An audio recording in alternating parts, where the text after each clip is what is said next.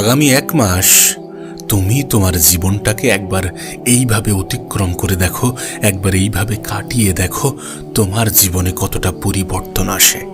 দেখো, আমাদের মনে একটা ইচ্ছা তো সবসময়ই জাগে, আমরা পরিবর্তন তো হতে চাই। প্রতিনিয়ত আমরা ভাবি কাল থেকে পরিবর্তন হয়ে যাব, কিন্তু কাল কখনো আসে না। আর কালের দোহাই দিতে দিতে আমরা নিজেরাই নিজেদেরকে যে কত বড় ধোঁকা দিচ্ছি, কত সময় ধরে ধোঁকা দিচ্ছি, তার কোনো আইডিয়া নেই। পরিবর্তন তো প্রত্যেকটা মানুষই হতে চাই, কিন্তু স্টেপ নিতে চায় না, পদক্ষেপ নিতে চায় না। আর নিলে সেটা অনেক বড় করে ফেলে। মনে করে যে 1 বছর আমি এইভাবে সময় কাটাবো, 3 বছর আমি এইভাবে সময় কাটাবো, 1 বছর ধরে আমি এটা করব, 3 বছর ধরে এটা করব।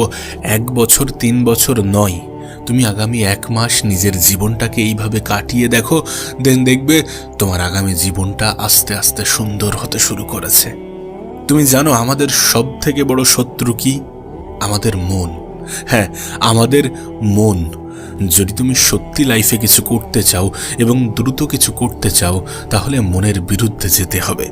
মনের বিরুদ্ধে যেতে হবে, কারণ মন সবসময় বলবে না যে তুমি কাজ করো, মন সবসময় বলবে না যে তুমি মেহনত করো, তুমি পরিশ্রম করো।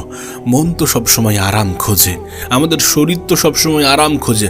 কখন একটু আরাম পাওয়া যাবে, কখন একটু শান্তি পাওয়া যাবে, কখন একটু সোশ্যাল মিডিয়াতে স্ক্রলিং করব, কখন একটু অবসর সময় কাটাবো।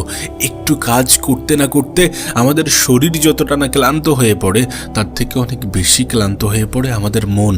কারণ আমরা আমাদের অতীতের জীবনটাকে এত বাজেভাবে কাটিয়েছি যে সময় নষ্ট করাটাই আমাদের অভ্যাসে পরিণত হয়ে গিয়েছে। আর সময় যে কতটা গুরুত্বপূর্ণ সেটা আমাদের মন মস্তিষ্ক থেকে উঠে গিয়েছে।